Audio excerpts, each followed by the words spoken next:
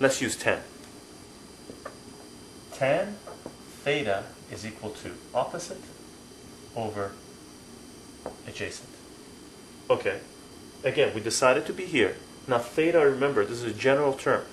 I'm choosing this theta to be this, but I could have easily chosen it to be that, okay? So we got tan theta, tan 41.4 is equal to opposite. Now what's opposite from this angle?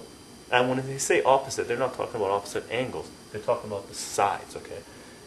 These opposite, adjacent, and hypotenuse always refer to the sides. So tan of 41.4 is opposite over adjacent. So what's opposite from this is 4.1. And what's adjacent? Well, it was the W we're trying to solve. We're assuming we didn't know what this was. So this becomes W. So what you do now is you go tan of 41.4 tan, which is 0.8816 is equal to 4.1 over W. Now you got to get W by itself, so you cross multiply this up. So you got W times 0.88162 is equal to 4.1. And you want to get W by itself, so you divide by 0.88162. Divide by 0.88162. This kills this, so 4.1 divided by 0.88162 is W is equal to 4.6505. Now, according to the sig figs, these guys are going to vary a little bit from the answer we got previously, but we don't care because we only want to take it to one sig fig anyway. So this becomes 4.7. You follow?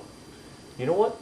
Let's use this angle to find out W. So let's assume we didn't know what W was. Again, we did it two different ways, we got the same answer. Let's do it one more way to get the same answer, to convince ourselves that it doesn't make a difference. As long as we're using information that we have that fits into the equations, we can solve the problem. So let's use this angle, beta, to find out what W is. And assume we didn't know this. Okay? So let's erase it just for the hell of it. So, if we use this angle, W ends up being opposite beta. So we're looking for one of these guys that has the opposite. Well, sine has opposite and tan has opposite. So we can use sine or tan. It's up to us, really. Let's use tan. Actually, we use tan, we use cos, let's use sine. Okay. So we got sine of beta is equal to opposite over hypotenuse, which is 6.2. So again, what we're going to do is, we know what beta is. Beta is 48.6. So let's sub that in directly. So that becomes sine 48.6.